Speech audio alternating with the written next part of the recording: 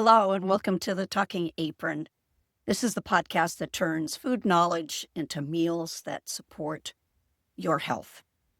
Now, here at the Talking Apron and Kitchen Table Talk membership, we're not about cutting out all the foods or following strict labels or diets. Our philosophy is veggie forward, using vegetables as the foundation of every meal, not as an overthought. Now, while protein often takes center stage, the truth is fiber is what most people are missing. And by focusing on vegetables for fiber and micronutrients, we nourish the gut, reduce inflammation, and protect against or reverse type 2 diabetes. We're still enjoying that balance of protein, healthy fats, and flavor. So, who am I? I'm Ann Bernardin. I'm a nutrition educator, a certified diabetes prevention coach, and I'm a lifelong home cook. But I also just happen to live with type 1 diabetes, and that has shown me just how much food choices matter. And for decades, I've been helping people eat with confidence, steady their blood sugar, and enjoy food without overwhelm. So each week on this podcast, we dive into nutritional, diabetes topics, food topics, eating topics, and I give you the facts so you'll have an appreciation and choice of how foods help our health, practical know-how, simple meal planning strategies, and plenty of you've got this. So whether you're newly navigating prediabetes, aiming to prevent it, or just want to cook with more purpose, you are in the right place. Now, before we go ahead and get cooking, go ahead and go grab that cup of water. Good health starts with hydration. Now, why does fiber matter for blood sugar and health gut? We're going to get into a little bit more of the details here so you can know why I'm so vegetable forward. Oh, excuse me. Let's be real here. Fiber is often treated as that quiet kid who sits in the nutrition world. It's kind of on the outside. But for women like us, and if you're not a woman and you're not an over 60 woman, listen up. This is helpful for you too.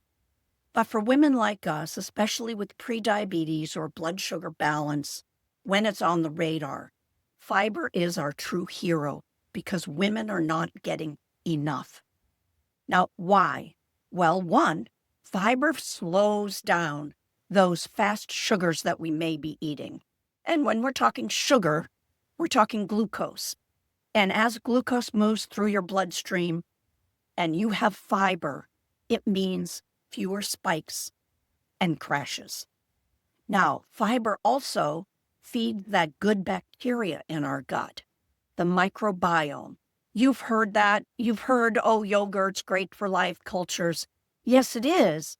But what food are you giving those life cultures from yogurt so they can multiply and stay in our gut to keep us healthy?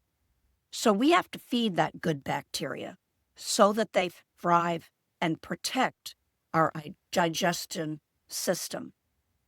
Now, fiber also is one to give us that full feeling. Now, without those added extra hormones that we know are out there that also signal us to feel full, this is a true, in fact, full feeling. And that helps us keep our cravings at bay.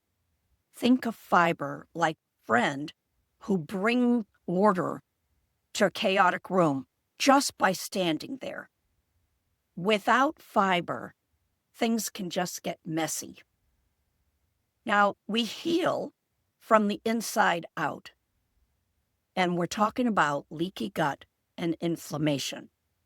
Many women dealing with blood sugar swings also struggle with bloating, food sensitivities, or just feeling off.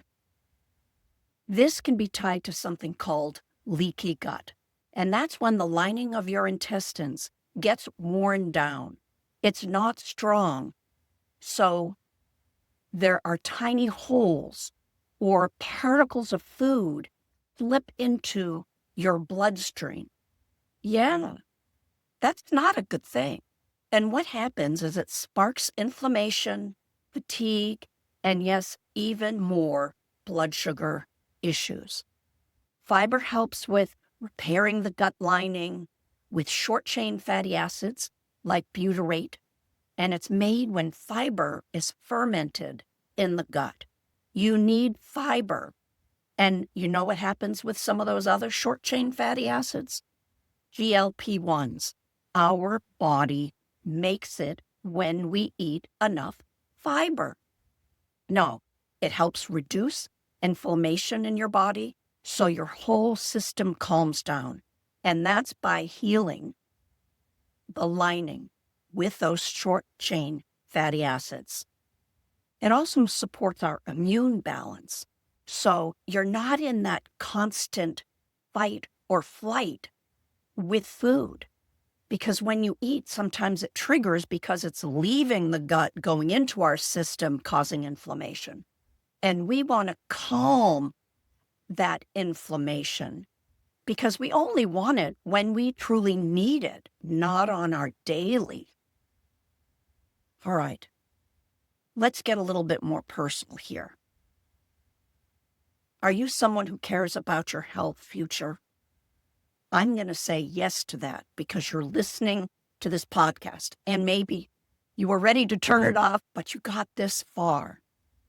Maybe you're concerned about diabetes, or maybe you've just been handed an A1C that's rising, and that's that antibody that shows you have excess blood sugar in your blood. Or maybe the word pre-diabetes came up at your last doctor's visit. And now your mind is spinning. I eat well, I cook well, I exercise. What the heck is happening? That's hard because we're doing everything right and bam, something else is happening in our body. And we may even get a little depressed or scared, or maybe you've seen a loved one that suffered with diabetes and it is not fun to watch. So maybe you have questions like, what can I eat? Do I have to give up pasta? Will I end up on insulin? Maybe all those questions float through your mind, but this doesn't have to be you. Perhaps making a few small changes is just what's needed. And to make starting easier, grab my free guide called What Now? 10 Questions Women Ask When Diabetes Comes Knocking, and get some clear science-backed answers. Just simple answers to start you on your way to get out of that overwhelm. Because I know you're an independent person that wants to do things and learn things on your own, and that's great. This has no jargon, no judgment, no shark fin eating, just real simple answers to questions that women may have. You can find the link in the description to this podcast or go to the website, thetalkingapron.com. Now let's get back to fiber and GLP-1s. This is your body's natural blood sugar helper. And here's where it gets exciting. Your large intestine isn't just a waste station. Hear that again. Your large intestine doesn't just store poop and take away the water. Your large intestine is a hormone factory. Yes, it is. And when you eat fiber, your gut bacteria produces GLP-1. Yes, it does. It is a hormone that helps your body release insulin more effectively. It keeps your appetite in check, and it lowers blood sugar naturally. Yes, it's like having your own built-in medication without the side effects. And yes, this is the same hormone that new diabetes and weight loss medicines are based on. You've heard about them all. But your body can make it for free with food. Yes. And that's why I'm talking to those with prediabetes or worrying about it. because it's something you can do right now. And even if you're overweight and you're wanting to lose weight, yes, this helps. Fiber. So how can we bring more fiber onto our plate? And here's the kitchen table part. The Talking Apron and kitchen table talk. How can you eat more fiber? Well, stock it in your pantry. Beans, lentils, chia seeds, oats, and plenty of vegetables. And keeping frozen vegetables on hand for your quick meals. If you're looking at any of my posts or listen to previous podcasts, you can see I prep a lot of vegetables, raw and cooked, so I never have to think about it. I'll do an hour cooking at a time and do a bunch of stuff so I can mix and match, so I make sure I'm fiber forward. Now, what are we going to use them for? Well, you add chia seeds and flax seeds to your smoothies. You put roasted vegetables into your green bowls. Maybe you're going to start cutting out the potatoes and putting cauliflower, much more fiber. Or you can even swap the white rice for quinoa or lentils or barley, higher fiber. Try some overnight oats with chia, roasted Brussels sprouts with garlic, lentil veggie soup, all easy filling and blood sugar friendly and tasty. Now, here's the facts. You can call it a fun fact, but women need around 25 to 30 grams of fiber a day. A day. Most women only get 12 to 15 grams. So doubling your fiber is one of the simplest way to protect your health. I know everybody out there is adding on the protein. Okay, yes, protein is necessary. I'm not vegan. I'm not vegetarian. But guess what? I already know how much protein I need to eat. I already add and have enough protein in my diet. But calorie-wise, sometimes when we eat too much protein, there's not enough room for those good fiber vegetables that have the micronutrients and the fiber, which is long-term health. I'm saying it again. Fiber is your long-term health. So if you have a food app, stop worrying about calories and start worrying about fiber.